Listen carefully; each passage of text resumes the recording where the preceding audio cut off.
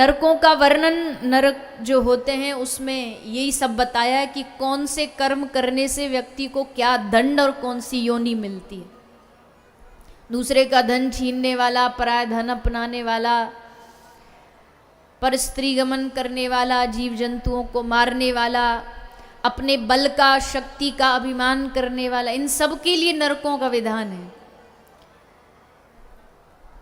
और विशेषकर special in नरक में क्या क्या होता है उसका वर्णन एक पुराण है, गरुड़ पुराण, उसमें लिखा हुआ है।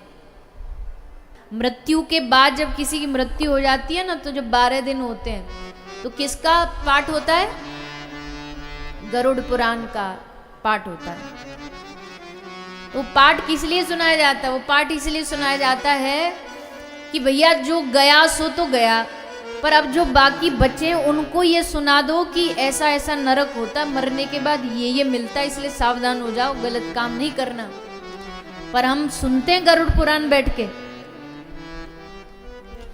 पंडित जी आते हैं बेचारे, कथा, पंडित जी कथा कहने को ब्रज भाषा में बाँचना बोलते हैं ना, बोला पंडित जी कथा बाँच रहे हैं और सारे बैठे बैठे वहाँ आराम से सो रहे हैं, सुनना ही नहीं। बोला हमको क्या, ये तो उसके लिए जो चला गया। अरे उसके लिए नहीं, असल में जो बचे ये उसके लिए है।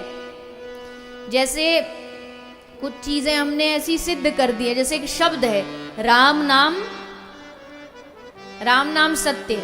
अब ये किसके लिए कहा जाता है?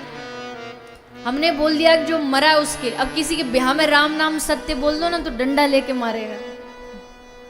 ये खबरदार हमारे सामने बोला तो, क्योंकि हमको क्या लगा कि जो मर गया उसके लिए ये बात बोली जा रही, राम नाम उसके लिए नहीं बोली जा रही, वो तो गया, वो थोड़ी सुन रहा कान में। जो जिंदे हैं उनके लिए बोली जा रही है कि ये चला गया, कुछ ना लेके गया, तुम भी कुछ नहीं लेके जाओगे, इसलिए राम नाम जपो, क्योंकि राम नाम ही सत्य है। पर हमने इसको एक अशुभ वाचक शब्द के रूप में बना लिया। कोई शुभ काम में राम नाम सत्य बोल दे ना तो बोले अरे राम राम राम क्या बोल रहा, चुप हो जा।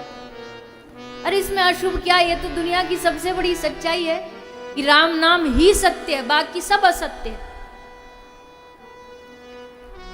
पर हमें सुनना नहीं, इसलिए हम जब तक शमशान जाते हैं जब तक तो ये नारा लगाते हैं, और जैसे ही घर आते हैं फिर सबरा घर आके जब नहाते हैं ना, स्नान करते हैं, तो स्नान के संग पानी के साथ साथ ये सब कुछ धुल के बह जाता है। फिर याद नहीं रहता राम नाम सत्य, फिर दूसरी चीजों में लग जाते हैं। राम नाम ही एकमात्र सत्य है। तो ये सब हमें जो बच गए पीछे, जाने वाला तो गया, गरुड़ पुराण उसके लिए थोड़ी सुनाई जाएगी। ये सुनाई जा रही है कि भैया ये चला गया पर तुम्हारे पास अभी समय है। देखो रौरव नरक, और नरकों की एक खासियत और है, एक स्पेशल जो नरकों का गुण है वो ये है कि वहां कष्ट तो दिया जाता है, कष्ट सहता भी है जीव, मरता नहीं है।